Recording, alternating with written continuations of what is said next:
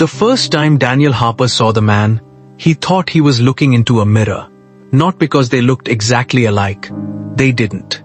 But something about the stranger standing across the crowded hotel ballroom made Daniel's chest tighten. The same height, the same broad shoulders, now softened by age. The same silver hair. Even the way the man stood, with one hand in his pocket and a slight lean to one side, felt strangely familiar.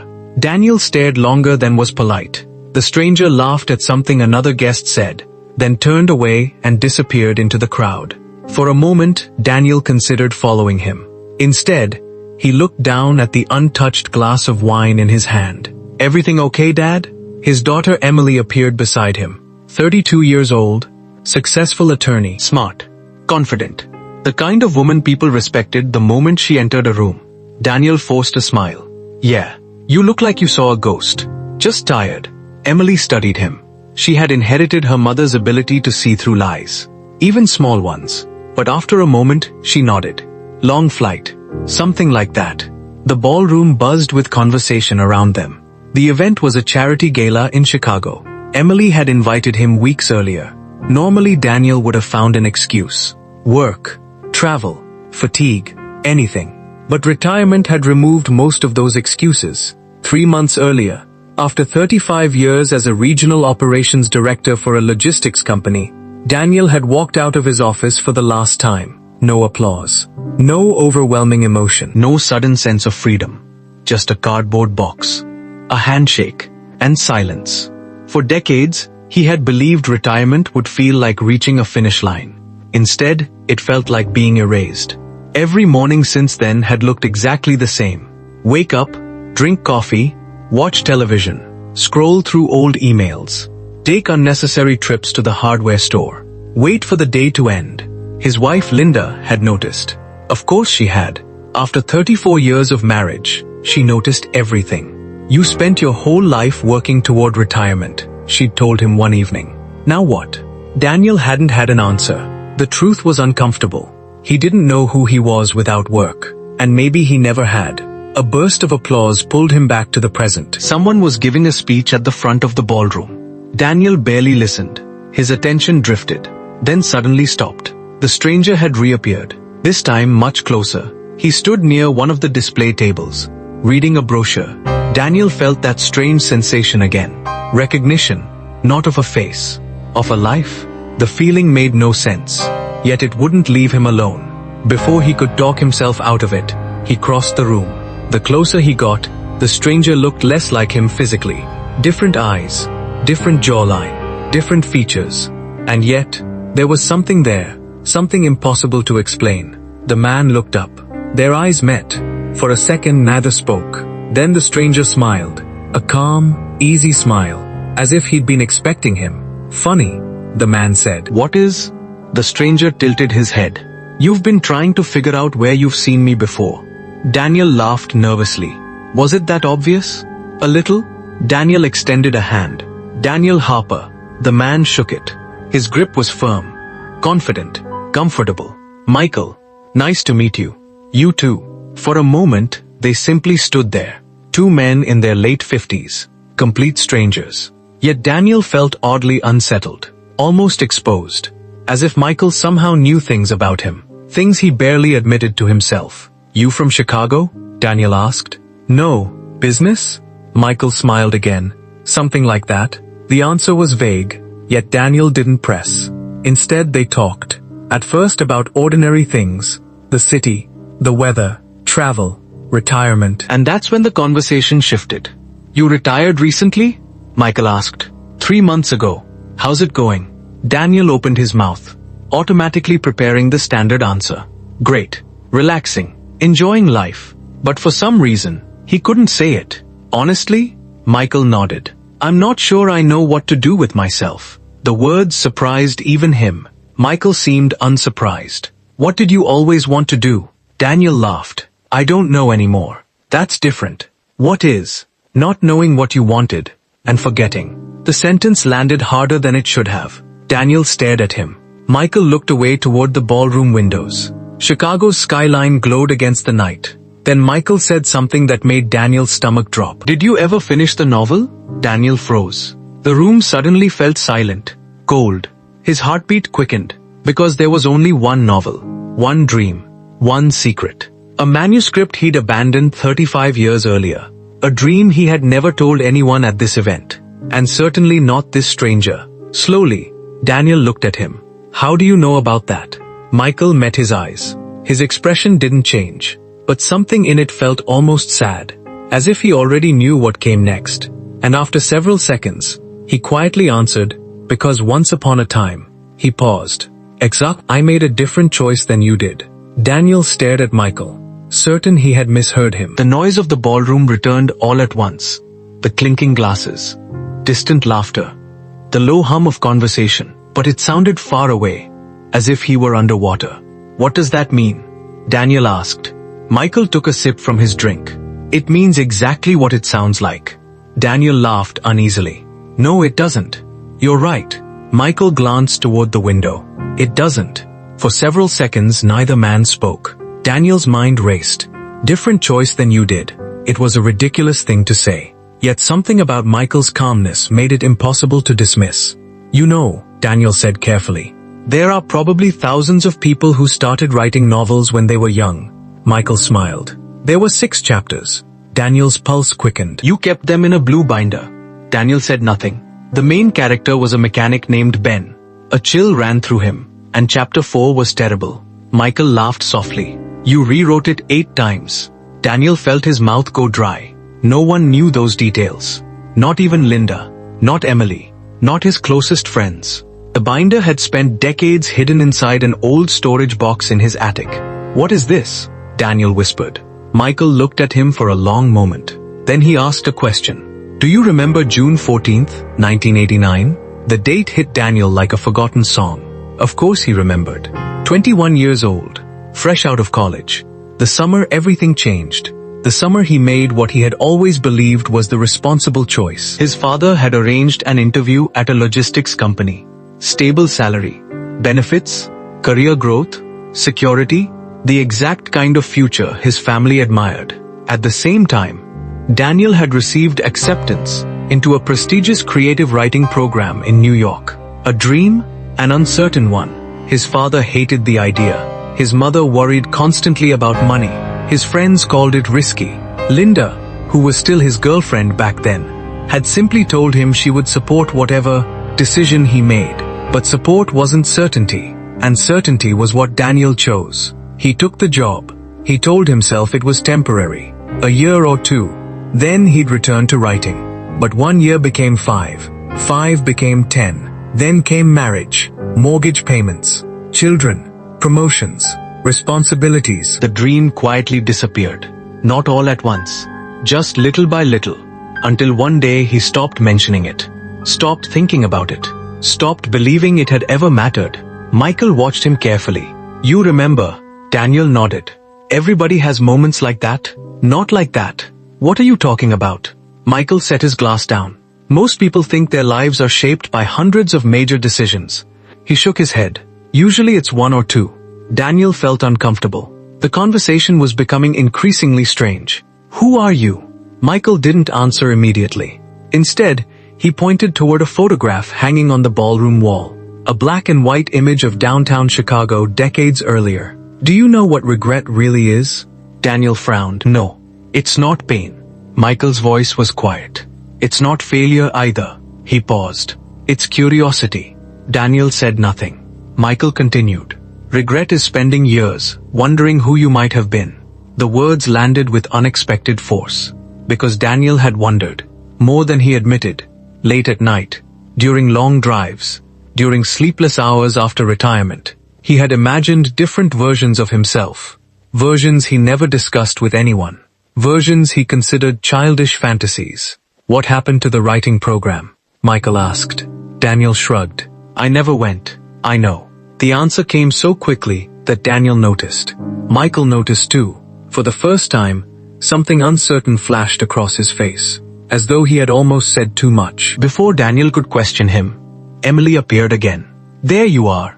She smiled politely at Michael. "Dad, they're starting dessert." Michael stepped back. "Nice meeting you." Emily nodded. "You too." Daniel looked between them. "Wait." But Michael was already moving away. The crowd swallowed him surprisingly fast. Within seconds he was gone. Daniel immediately started after him, ignoring Emily's confused expression, ignoring people in his path, ignoring the strange looks. He reached the hallway outside the ballroom. Empty. The elevators. Empty. The lobby. Empty. No sign of Michael. It was as if the man had vanished. 20 minutes later, Daniel found himself sitting alone at a corner table, his appetite gone, his thoughts spinning. Eventually, Emily sat beside him. "You've been acting weird all night." Daniel forced a smile. "I'm fine." "No, you're not." He looked down. "You ever wonder how your life would have turned out if you'd made different choices?" Emily laughed. "Everybody does." "Yeah, but everybody hadn't just met a stranger who knew about a forgotten manuscript hidden in an attic. Everybody hadn't looked into the eyes of someone who seemed to know their regrets better than they did." That night, back in his hotel room, Daniel couldn't sleep. At midnight, he opened his laptop. At 1 in the morning, he searched through social media, professional directories, guest lists, event records, anything. There was no Michael, no matching face, no attendee, no trace. By 3 o'clock, exhaustion finally won. But before Daniel fell asleep, one question kept replaying in his mind. Who was Michael? And why did it feel as though he knew the life Daniel never lived? Daniel returned home to Ohio 2 days later. The questions should have faded. Most strange encounters did. A conversation at a conference, a random face in a crowd, an unusual coincidence. Life moved on, except this one didn't. Michael stayed with him, every morning, every evening, every quiet moment in between. The stranger's words replayed endlessly. "Did you ever finish the novel? Regret is curiosity. I made a different choice than you did." By the second week, Daniel found himself doing something he hadn't done in decades.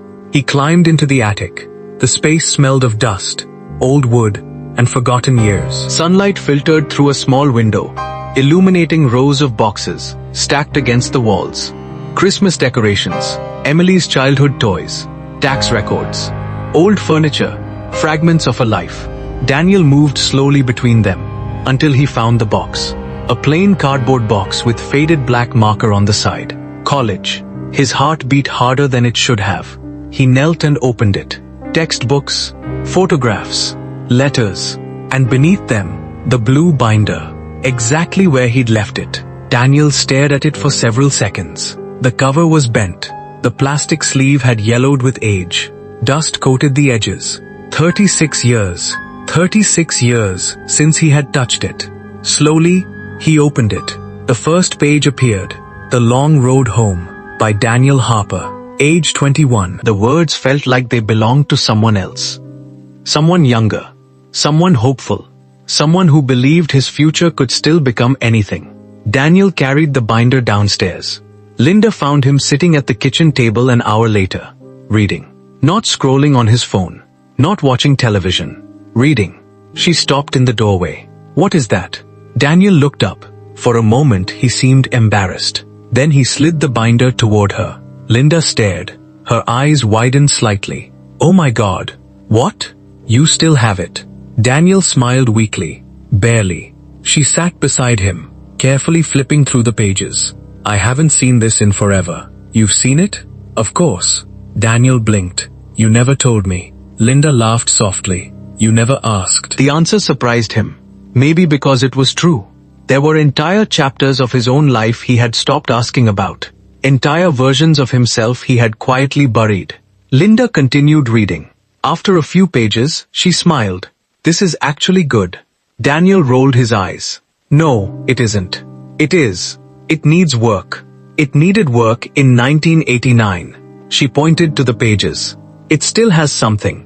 Daniel looked away. The compliment made him uncomfortable. Not because he disagreed, because part of him wanted to believe her. And that felt dangerous. For decades, accepting reality had been easier than entertaining possibilities. Possibilities led to disappointment. Reality paid bills. Reality raised children. Reality built stable lives. At least that's what he'd always told himself. That evening, after Linda went to bed, Daniel continued reading, page after page, chapter after chapter, until eventually he reached the final page, the unfinished page, a paragraph cut off mid-scene, the story ending in the middle of a sentence, as though the young man writing it had simply stood up one day and never returned. Daniel stared at the incomplete ending. Then he noticed something folded between the pages. A letter, yellowed with age, his name written on the front. His stomach tightened. He unfolded it carefully. June 1989. The date immediately caught his attention. Then he recognized the handwriting. His own. A letter he'd written to himself. He had completely forgotten it existed. Slowly he began reading. If you're reading this years from now, I hope you went. I hope you took the chance. I hope you didn't spend your life wondering what would have happened if you'd been brave. Right now I'm scared. Everybody thinks I should take the safe job. Maybe they're right. Maybe writing is stupid. Maybe I'll fail. But I'd rather fail at something I care about than succeed at something I don't. If you didn't go, I hope you're happy anyway. I hope whatever life you chose was worth it. Daniel's Foriseria of Serious. He removed his glasses, wiped his eyes, and sat quietly. The kitchen felt impossibly still. The clock ticked softly in the background. Somewhere outside, a train horn echoed through the darkness. He looked at the signature again. 21-year-old Daniel. A young man speaking across nearly 4 decades. Asking a question. One Daniel wasn't sure he could answer. Was it worth it? The career? The sacrifices? The abandoned dreams? The years? The question haunted him. And for the first time since retirement, Daniel allowed himself to consider something he had spent years avoiding. Maybe Michael wasn't important because of who he was. Maybe Michael mattered because of what he represented. The life Daniel never stopped wondering about. The next afternoon, Daniel drove back into town. He didn't tell Linda where he was going. He wasn't entirely sure himself. He parked near the public library, walked inside, and approached the information desk. A young librarian looked up. "Can I help you?" Daniel hesitated, then asked something he never imagined he'd say at 57 years old. "Do you have any adult creative writing classes?" The librarian smiled. "We do." Daniel stared at the schedule she handed him.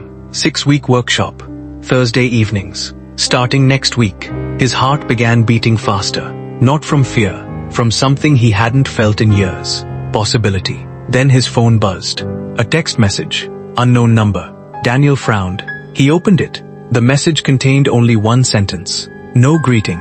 No explanation. No name. Just 7 words. "You're closer than you think. Keep going." Daniel froze. Because he had never given Michael his phone number. Daniel stared at the message for so long that the screen eventually dimmed. Then went black. He unlocked it again. Read the words a second time. Then a third. "You're closer than you think. Keep going." No name. No photo. No explanation. Just the message. A chill moved through him. Not because he was frightened. Because he couldn't explain it. He immediately called the number. 1 ring. 2. 3. Then voicemail. A generic automated voice. No identifying information.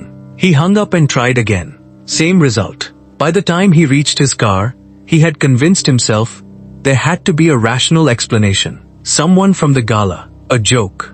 A coincidence. A friend. Maybe even Emily. Yet none of those explanations felt convincing. Especially not after everything else. Daniel sat behind the steering wheel and looked at the writing workshop schedule resting on the passenger seat. For a moment he almost laughed. A week ago, the idea would have seemed ridiculous. A retired logistics executive spending Thursday nights in a creative writing class. It sounded like the beginning of a midlife crisis. Except he wasn't in midlife anymore. That realization hit harder than he expected.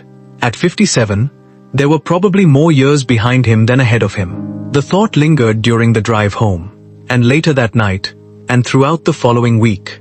When Thursday finally arrived, Daniel nearly didn't go.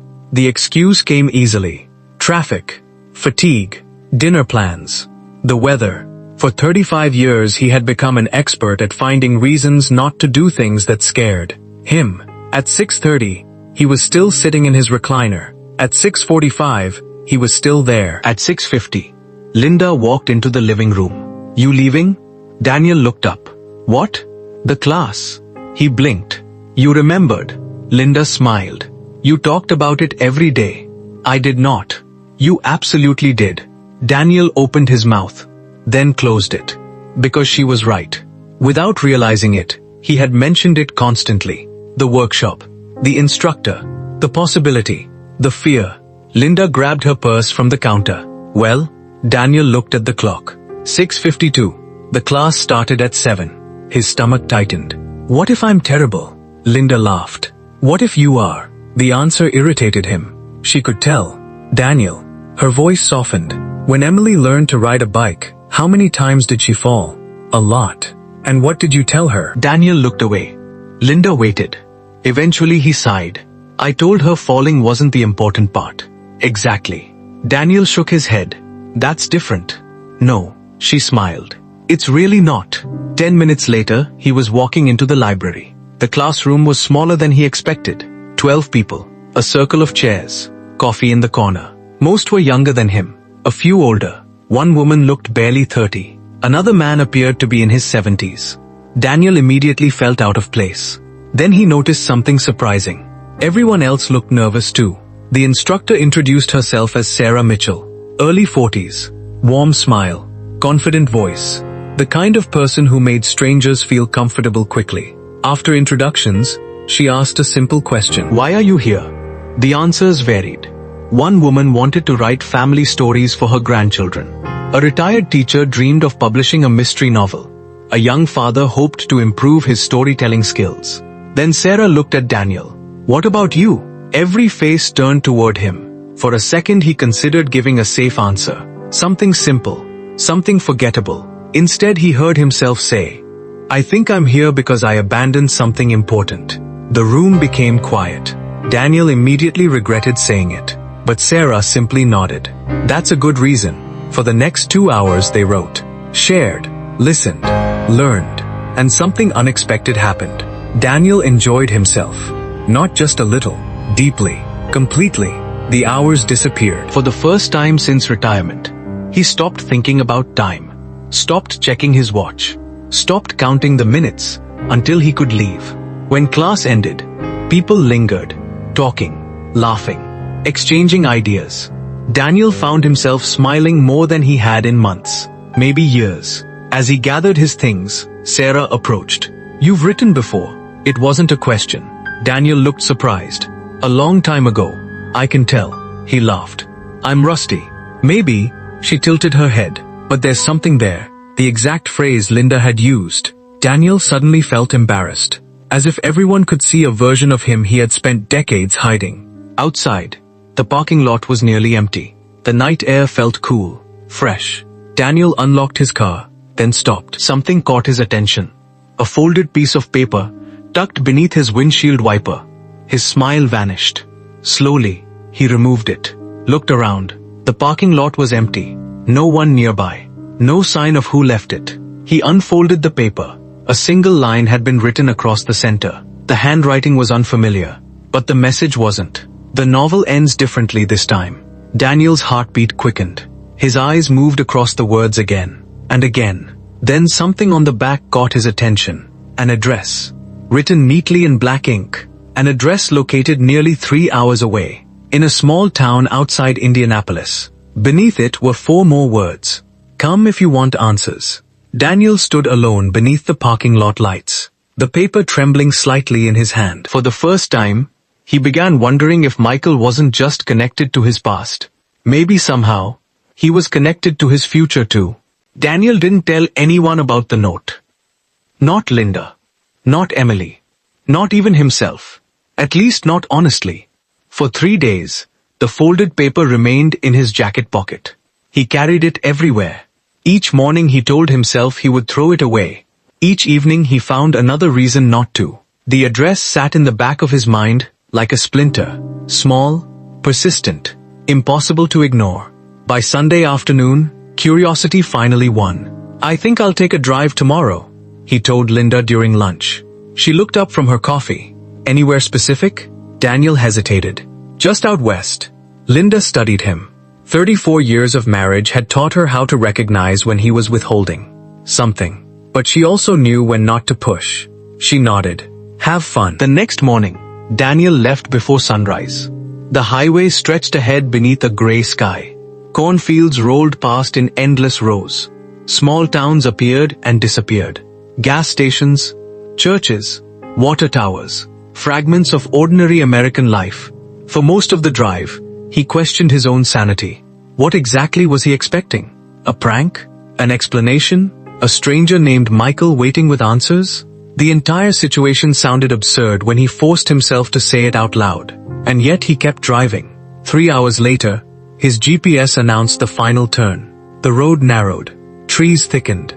The houses grew older. Eventually he entered a quiet town that seemed untouched by time. The address led him to a small brick building, near the center of town. Daniel parked across the street, stared, and frowned. The sign above the entrance read, Harper Books and Coffee. His stomach tightened. Harper, his last name. Slowly, he stepped out of the car. The bell above the door chimed as he entered. Warm air greeted him, along with the smell of coffee and old books. The shop wasn't large, but it felt alive. Customers sat reading in comfortable chairs. Soft music played overhead. Shelves lined the walls. Photographs hung between them. The place carried the feeling of a dream someone had spent years building. A young employee looked up from behind the counter. Welcome. Daniel nodded. Hi. Can I help you find anything? Actually, yes. He needed someone to explain why a bookstore in Indiana carried his surname. Instead he asked, who owns this place? The employee smiled. Michael Harper. The answer hit him immediately. Michael? Of course. Daniel's pulse quickened. Is he here? The employee shook her head. Not today. Disappointment washed over him. When will he be back? I'm not sure. Daniel looked around, trying to hide how frustrated he felt. After driving 3 hours, he still had no answers. Then something on the wall caught his attention. A framed newspaper article. He stepped closer. The headline read, Local opens community bookstore. After national success. Below it was a photograph. Michael, smiling beside a stack of novels. Daniel felt frozen. The article described Michael's journey, his writing career, his best-selling books, his years living in New York, his eventual decision to return home and open the bookstore. The details made Daniel's chest tighten, because they sounded eerily familiar, not familiar to Michael, familiar to the life Daniel once imagined for himself. He continued reading. Every sentence felt strange, like reading a biography of someone who had followed the road he abandoned. The employee approached.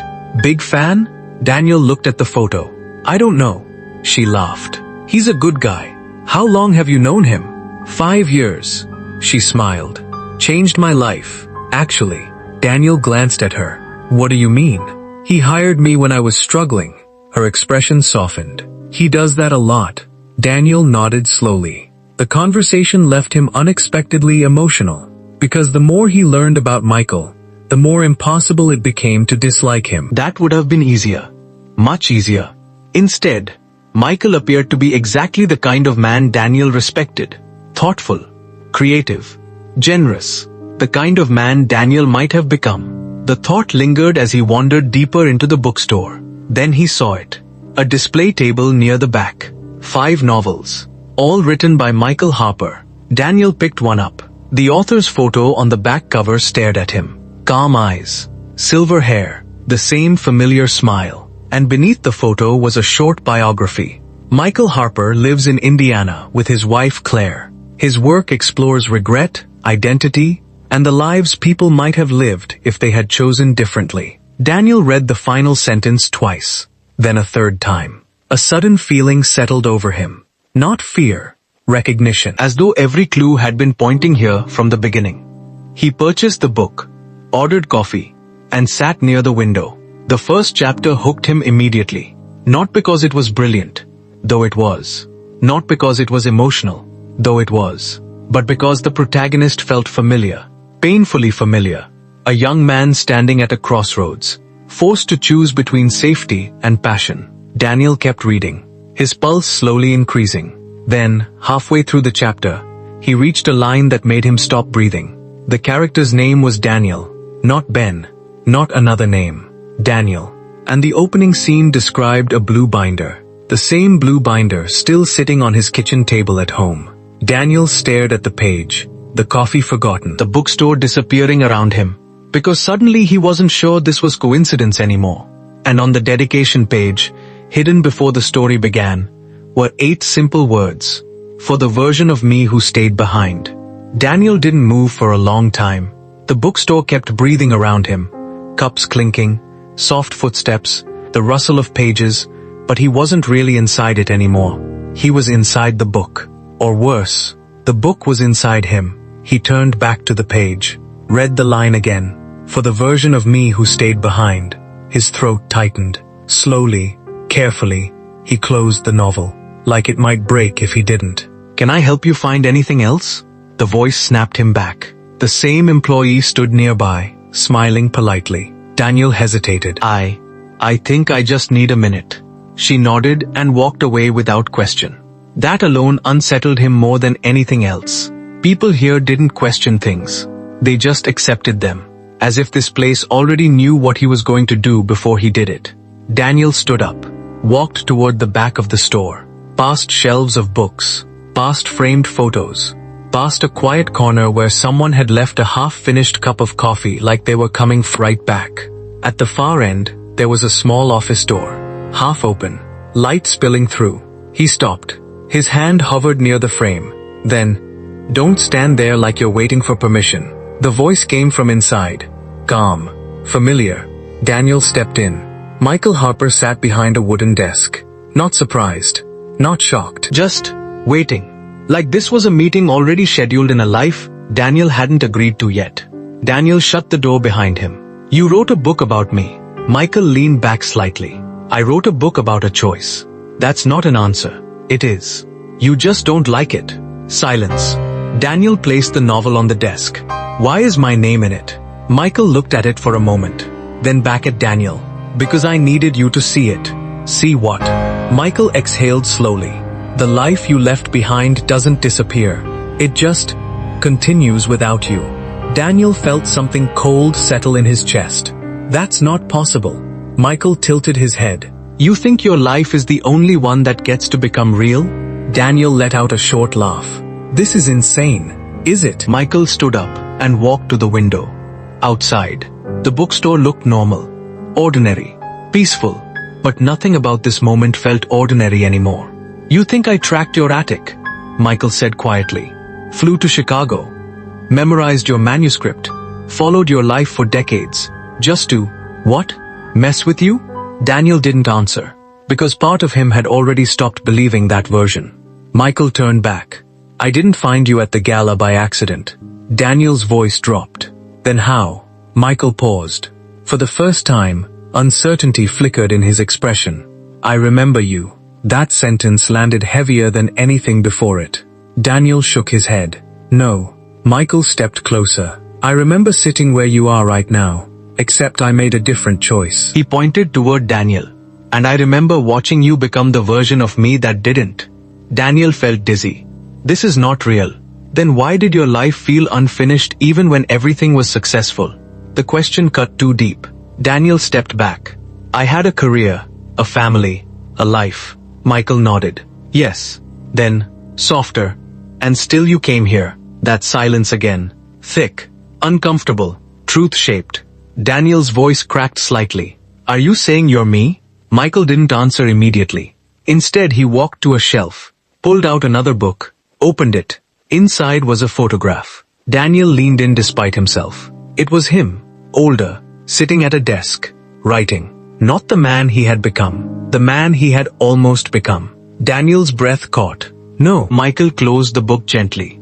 "I'm saying I am what happens when you don't stop at almost." Daniel shook his head harder now. "This is impossible." Michael didn't argue. He just watched him, like someone watching a man refuse a truth he had already walked into. Then Michael said something quieter. "You didn't come here for answers, Daniel." A pause. "You came here because something in you already knew there was another version of your life, still unfinished." Daniel's voice dropped. "What do you want from me?" Michael looked at him for a long moment, then answered simply, "To finish what you started. A beat. Then, or watch it disappear completely." The words hung there, heavy, unmoving. Daniel stared at him, at the books, at the office, at the life that somehow felt more real than the one he drove here in. And for the first time since that night in Chicago, he wasn't sure which version of reality he trusted anymore. Michael opened the door. "Stay tonight." Daniel didn't move. "There's a room upstairs." A pause. "Or you can go back and forget this ever happened." He looked at Daniel directly. "But you already know you won't." Daniel stood frozen. The bookstore outside kept running like nothing had changed.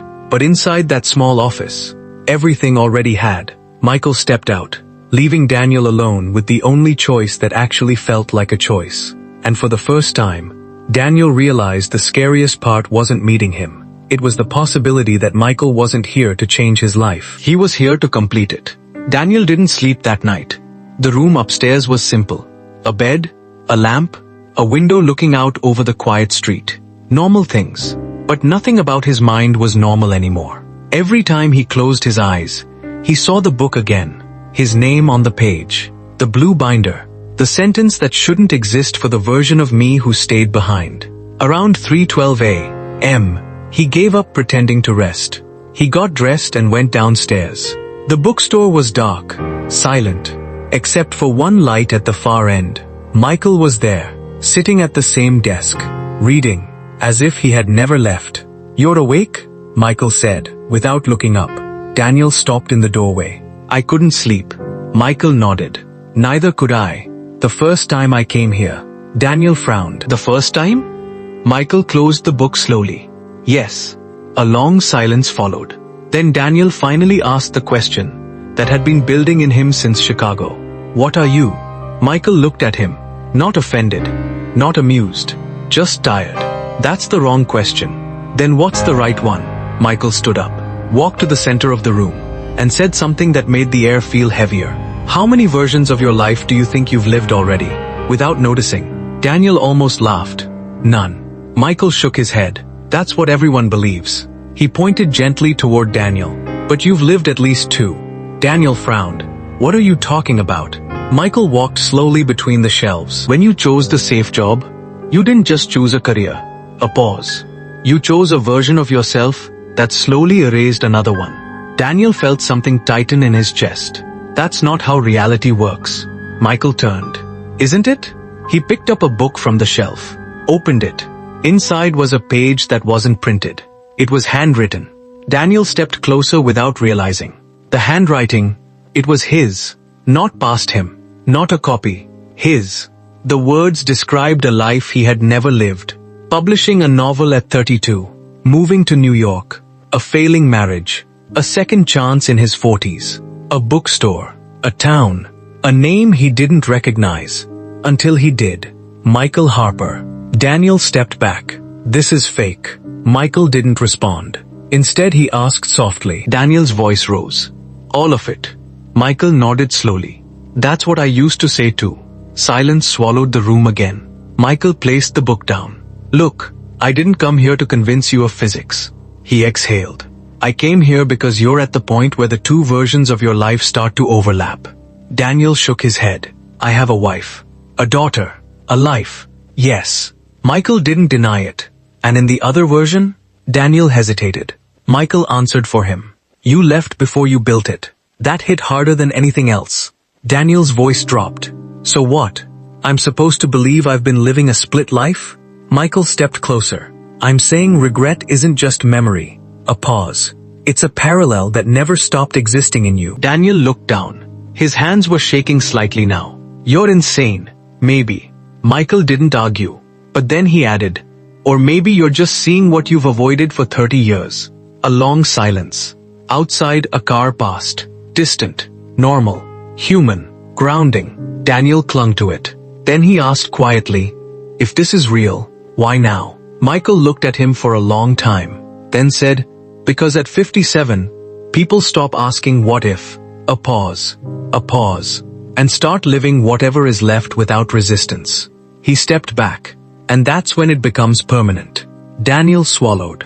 "Permanent?" Michael nodded once. "Yes." The words sat in the room like a weight. Michael walked toward the office door. "You have one choice left." Daniel looked up. Michael didn't turn around when he spoke. "Go back tomorrow, and forget this ever existed." A pause. "Or stay long enough to remember what you gave up." The door closed behind him, softly. Not dramatic. Worse than that. Final. Daniel stood alone in the dark bookstore. And for the first time in his life, he wasn't thinking about what he had done. He was thinking about what version of him would disappear if he chose wrong. And that terrified him more than anything Michael had said so far. Morning arrived without asking permission. Daniel stood outside the bookstore, watching the town wake up.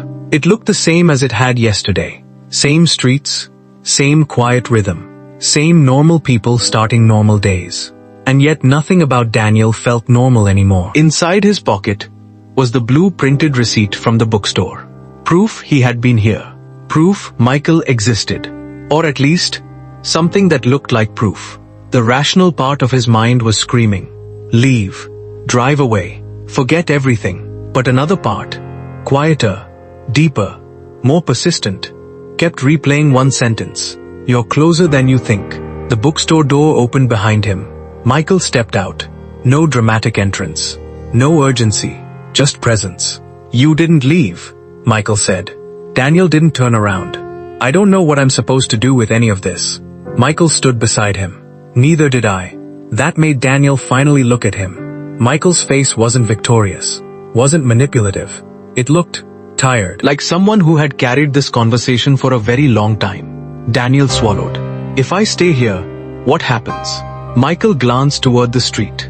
Then you stop asking whether your life was the right one. A pause. And start building the one you left unfinished. Daniel let out a bitter breath. That sounds like a lie people tell themselves to cope. Michael nodded slightly.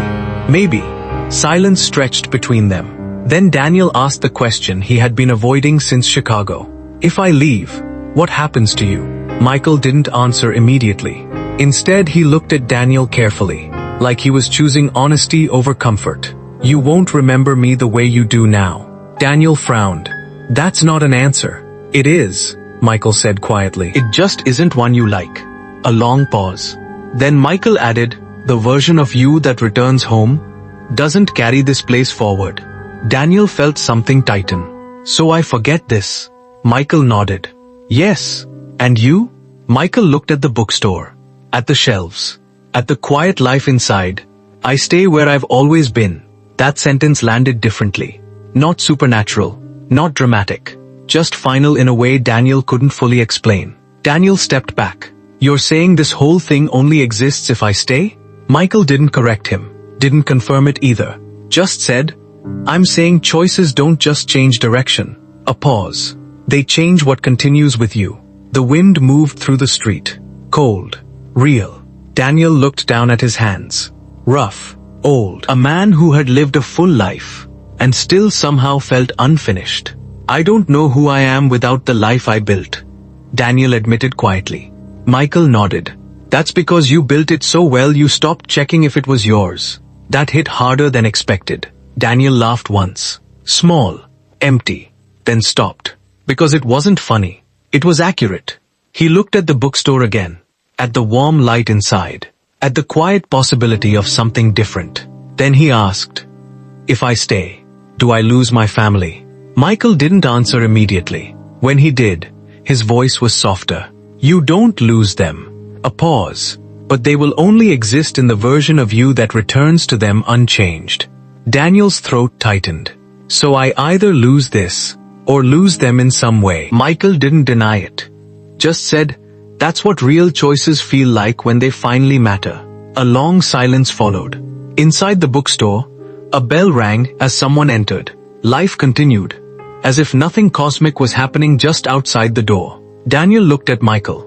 Really looked at him. Not as a stranger. Not as a mystery. But as something closer to a reflection than he was ready to admit.